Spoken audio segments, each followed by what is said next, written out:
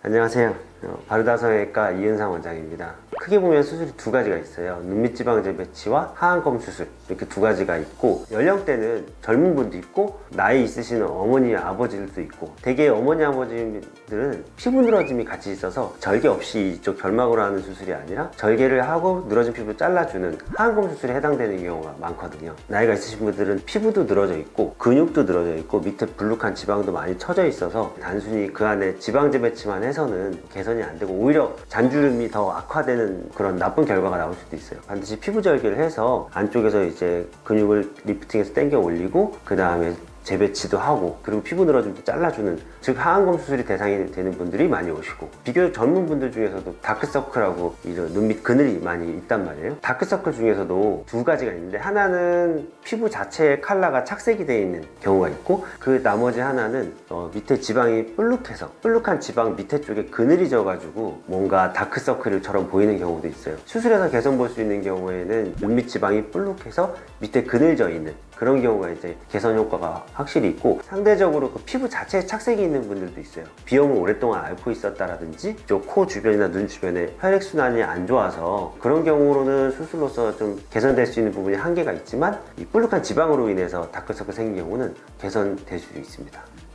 토닝 레이저 같은 경우나 기타 톤을 밝게 해주는 것들로 수회에 걸쳐서 하기도 하는데, 제 생각에는 그렇게 드라마틱하게 밝아지는 것 같지는 않아요. 근데 하지만 관리 차원이라면 뭐 의미가 있고, 또한 이제 할 수 있는 것 중에 또 하나가 미세지방 이식이라고 해서, 그러니까 착색된 피부 그리고 그 밑에 있는 근육층, 지방층 그 사이쯤에다가 이렇게 얇게 가른 지방을 이식하면 그 톤이 어느 정도 밝아지는 그런 결과를 내는 수술도 있는데, 맞는 경우에 있어서 그게 도움이 될 수도 있습니다. 사실 반영과장 우리 눈썹도 많이 하잖아요. 보시면 아시겠지만 초기에 그 컬러나 그 톤이 몇 년 동안 가진 않잖아요. 착색이 빠지면서 그렇게 되는데, 다크서클 때문에 한다면 그럼 약간 살색이나 노란색 컬러로 해야 될 텐데 컬러 매치가 안 맞고 어색하지 않을까 상상이 되지 않는 시술 같습니다. 지방을 담고 있는 그 막이 있어요. 안화 경막이라고. 그 막의 탄력이 떨어지면서 뭔가 쭉 늘어지는 거죠. 안에 담겨져 있던 지방이 예전에 한번 했음에도 불구하고 좀 더 뭔가 자라나온 듯이 볼록하게 되는 건데, 좀 세월이 흘러서 다시 또 톤이 떨어지고 탄력이 떨어지면서 피부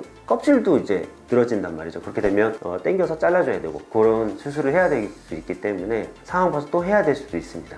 비용은 100 후반, 200 전후로 다양한데, 무슨 술식이 추가되느냐 아니냐에 따라서, 혹은 이전에 거기다 필러를 넣었다라든지 뭔가 이물질을 넣었다라든지 하면 그런 이물질 제거에 대한 또 비용이 일반적으로 추가가 되는 경우가 있고, 수술을 몇 번을 했다, 흉살 조직으로 대체되어 있는 상태이기 때문에 수술이 어렵거든요. 회복도 길고. 그런 경우에 또 비용이 달라질 수가 있고, 그 다음에 눈밑 꺼짐의 정도, 불룩한 지방의 정도가 심하느냐, 이런 거에 따라서 또 비용이 달라질 수가 있습니다. 성형 앱이나 그런 데서 나오는 파격적인 가격 보면 대개는 단순히 눈밑 지방만 제거하고 끝을 기준으로 이제 그 가격을 얘기하는 경우가 많고, 거기에 이제 더해서 경막 강화, 재배치, 미세지방 이식, 이물질 제거 등등을 포함하면은 추가돼서 그런 경우가 많아서, 그 가격이 정말 맞는지는 내원해봐야 알 수 있겠지만 대부분은 그렇지 않는 것으로 알고 있습니다. 사실 눈밑 지방 재배치는 큰 부작용은 없어요. 대개는 이 피부 절개 없이 안쪽 결막을 통해서 절개를 하는 거기 때문에 눈꺼풀이 까디집어진다든지 확률도 거의 없다시피 하고, 다만 부작용이라고 하는 저교정, 뭐냐면은 좀 교정 확실하게 하고 싶어서 했는데 개선은 됐는데 90점 100점이 아니라 한 80점밖에 안 되는 저교정도 어떻게 보면은 부작용이라고 하는 부작용 혹은 아쉬운 점일 수도 있고, 그 외에는 미세지방 이식을 같이 하다가 지방 이식을 한 부위가 일부는 생착을 하고 일부는 생착을 안 해서 좀 뭔가 울퉁불퉁하게 어딘가 뭉쳐있는 듯한 경우가 있을 수 있습니다. 그런 경우에는 이제 수술을 해서 그 뭉쳐있는 지방을 제거해 주는 게 제일 정확하죠.